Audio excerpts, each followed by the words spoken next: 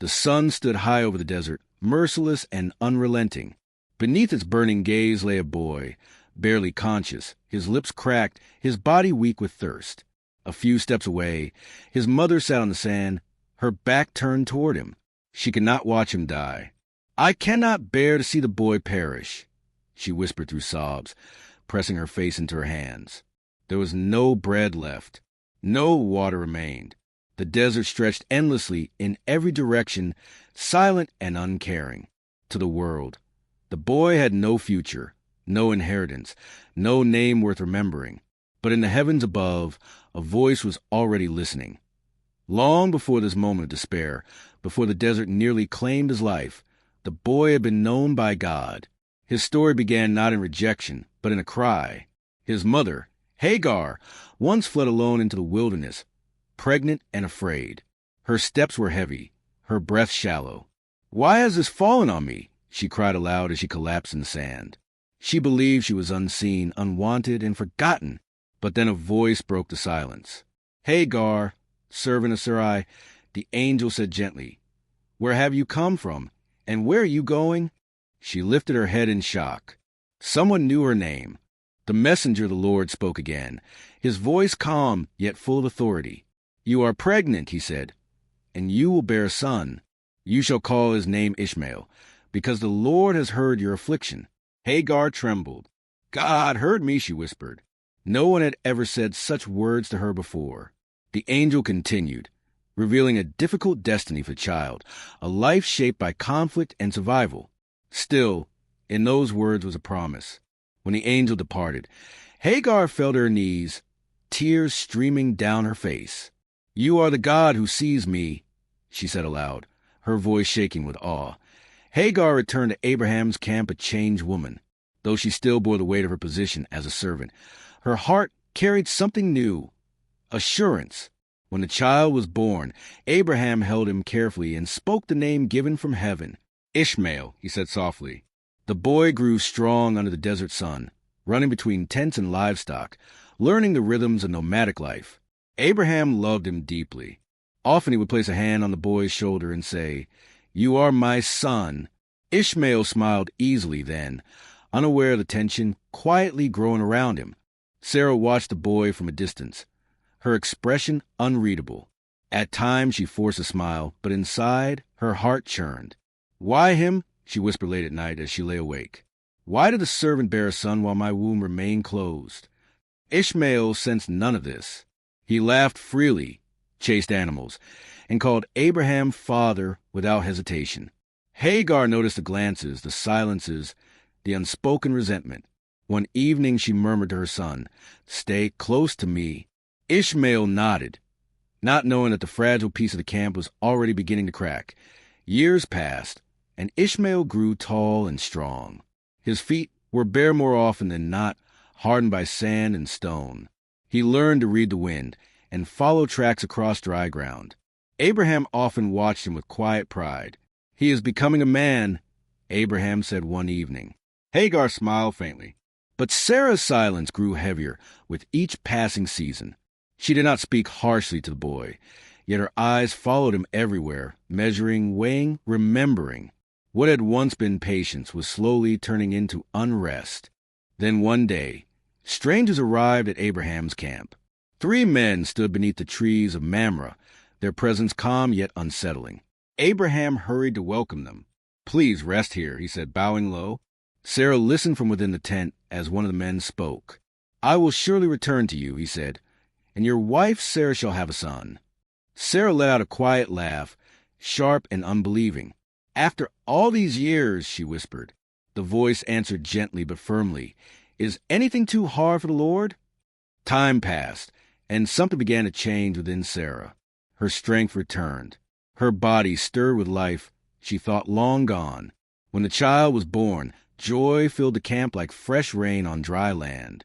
Sarah held the infant close and laughed openly. "God has given me laughter," she said. Abraham named the child Isaac. Ishmael stood nearby, curious, watching the tiny boy cry. He felt no jealousy, only wonder. He did not yet know how much his world was about to change.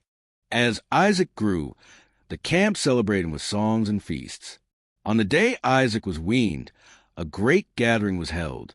Servants laughed, food was shared, and music filled the air. Ishmael, now a teenager, joined the joy in his own way. He laughed, teased, and spoke freely as young men do. But Sarah saw him and stiffened. Her joy dimmed instantly.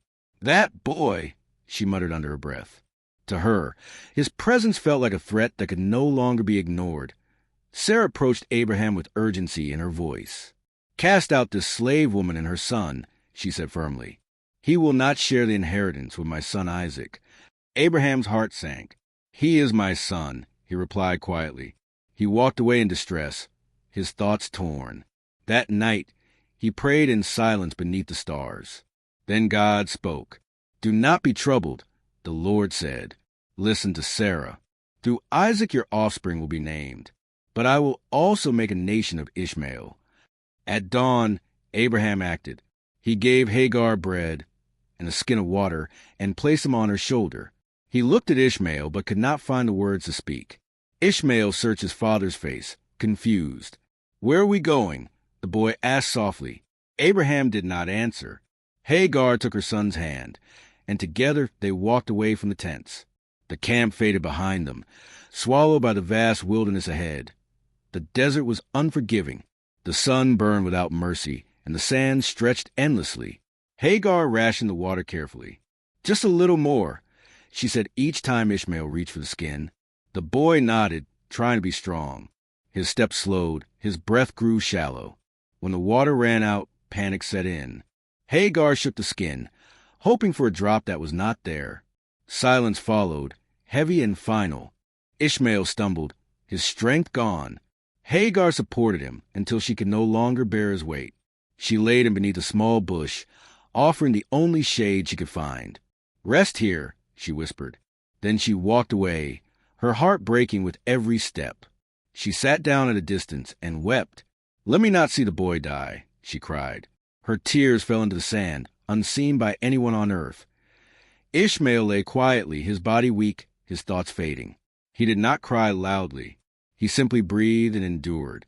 A soft sound escaped his lips, not a shout, but a broken whisper. It was enough. God heard the voice of the boy. The desert, once silent, became a place of divine attention. An angel called out to Hagar, "What troubles you? Do not fear. God has heard the boy from where he lies." Hagar lifted her head in disbelief. The voice continued, "Rise, take the boy by the hand. I will make him into a great nation." Strength returned to her limbs. Her eyes were opened, and she saw a well of water nearby. It had been there all along. She ran, filled the skin, and hurried back to Ishmael. She gave him water, and life returned to his face. He opened his eyes and breathed deeply. They stayed in the wilderness, far from Abraham's tents. Ishmael grew strong again, shaped by hardship and survival. He learned to hunt, to listen, and to move with purpose. His hands became skilled with the bow. Hagar watched him with pride. "God saved you," she once said. Ishmael nodded. He remembered the desert, the thirst, and the voice that answered when no one else did. As Ishmael became a man, Hagar found a wife for him from her homeland in Egypt. Together, they raised a family among the desert paths. Ishmael did not build cities or walls. He built tents. He lived free, yet watchful. His sons grew around him, learning the same lessons of endurance and strength. The desert became their home, not a curse, but a calling. In time, Ishmael fathered 12 sons. Each became a leader of his own clan. Their names spread across the wilderness like firelight at dusk. Traders knew them. Travelers respected them. Ishmael had no crown, yet he was called a prince. The promise spoken in the desert began to take visible form. God had not forgotten. Years later, word reached Ishmael that Abraham had died. He returned briefly, standing beside Isaac at their father's burial. No words passed between the brothers, but there was respect. Together, they laid Abraham to rest. Then Ishmael turned back toward the desert. His path was different, but was his own. Ishmael lived many years, surrounded by sons and grandchildren. When his time came, he lay down knowing his life had meaning. He had been rejected by men, but heard by God. From a cry in the desert had come a nation, and the name given before his birth remained true forever. Ishmael, because God hears. The desert did not grow kinder with time, but Ishmael no longer feared it. He understood its moods, the burning days, the freezing nights, the deceptive calm. "The land speaks," he once told his sons as they walked together. "You must learn to listen." His children watched him closely, copying his steps, his silence, his patience. To them, their father was more than a provider. He was proof that survival itself could become purpose. Hagar aged quietly beside him. Her hair silvered, her voice softened, but her eyes remained sharp. Often she would sit near the fire and watch her grandchildren play. "You were meant to live," she once told Ishmael, her voice trembling. He looked at her and replied gently, "You believed when no one else did." Between them stood a shared memory of thirst, tears, and a God who answered. Ishmael's sons grew into leaders. They did not rule from thrones, but from tents raised with care and authority. When disputes arose, men came to Ishmael. He listened more than he spoke. When he finally answered, his words were few but decisive. "Peace is worth more than pride," he would say. And most listened, for they knew the cost of conflict in the wilderness. Caravans began to cross the lands of Ishmael's people regularly. Merchants greeted them with respect. "These are Ishmael's sons," travelers whispered. "They know the desert." Wells were guarded. Paths were protected. Trade flourished. Ishmael watched all of it with quiet satisfaction. He never claimed ownership. "What God gives," he reminded his sons. "We protect, not exploit." Yet, even in success, memories lingered. At night, Ishmael sometimes stared at the stars, the same stars Abraham once showed him. He wondered if his father ever thought of him. There was no bitterness in the thought, only longing. "We walked different roads," he murmured once, "but the same God watched us both." When conflict came, Ishmael faced it with restraint. Invaders learned quickly that the desert favored those who respected it. Ishmael's people did not chase glory. They defended what they needed and withdrew when necessary. Survival is not weakness, Ishmael told his sons. It is wisdom. Years passed like shifting sand. Ishmael's body aged, but his presence remained strong. Children gathered near him to hear stories. "Tell us about the well," they asked. Ishmael smiled faintly. "It was there before I saw it," he said. Sometimes God opens our eyes before he changes our situation. He taught his sons never to forget their beginning. "We were not born in palaces," he reminded them. "We were born from tears and mercy." They listened, understanding that their identity was rooted not in land ownership, but in divine faithfulness. As Ishmael grew old, he prepared his sons to lead without him.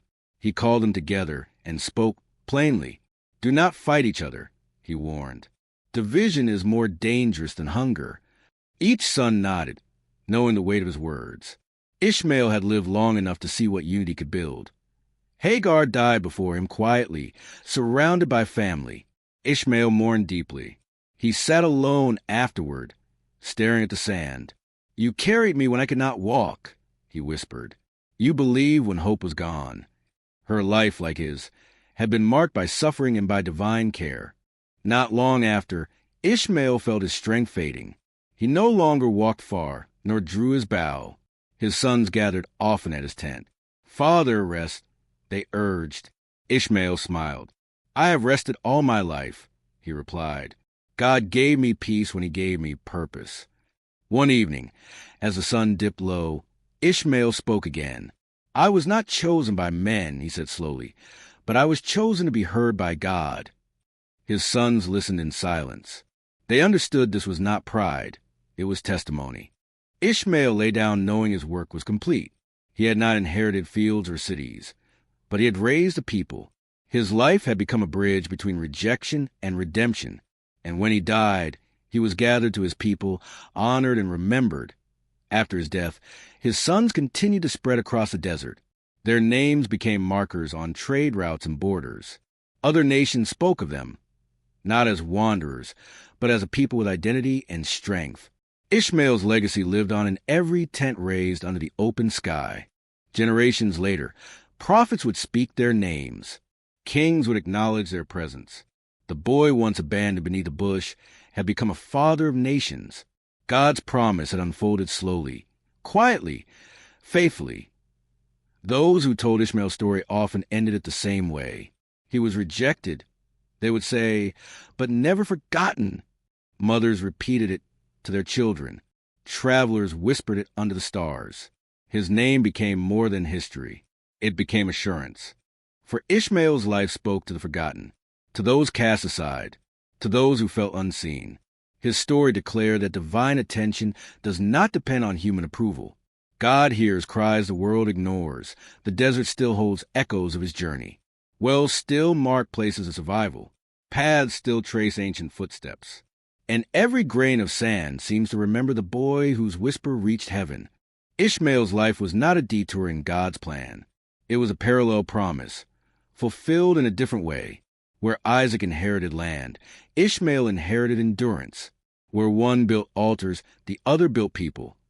And so the story ends where it began, with a voice once weak with thirst, now eternal in meaning. Ishmael lived as proof that God hears, God sees, and God fulfills. The world may forget, but heaven never does. If you like stories like this, subscribe to the Golden Bible Story page on YouTube. Follow on Instagram, Facebook, and TikTok. God bless you.